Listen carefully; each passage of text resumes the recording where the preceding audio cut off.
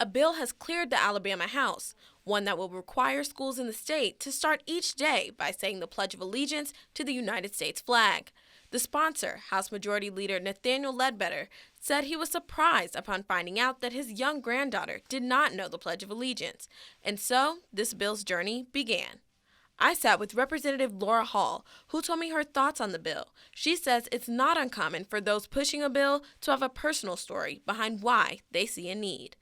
It was a concern to his, so he thought that every child should do it. And generally a lot of the bills and things that are introduced comes from some personal response or reaction based on the individual's own experience. So that's how we ended up here. Yeah.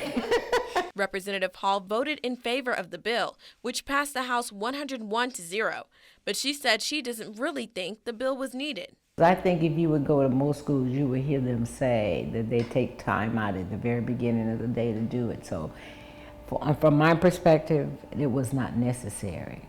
I was not opposed to the fact that, you know, we had a law, but I just didn't think that was necessary.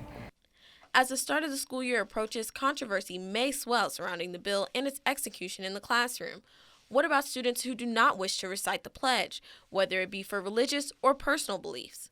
The bill only requires state schools to allot time for the pledge at the beginning of each school day. It does not require individual students to verbally recite the pledge or to stand. Representative Hall says she hopes educators will continue to respect the wishes of all students. I think out of respect, generally the individual who's in charge of that class will allow that's a right that a student has. If he and his parents have decided they choose not to, I think that's a right that they have. Though this bill has gained national attention as it progresses, Representative Hall says she's looking on to what's next. She feels there's plenty more to be done for the citizens of Alabama. My biggest thing is that was time spent that we could have been doing something else that could have brought about some, what I call major changes within the state of Alabama. It could have been such as expanding Medicaid or looking for ways to provide more funding for education. Putting the Valley first, Cindy Stallworth, WZDX News.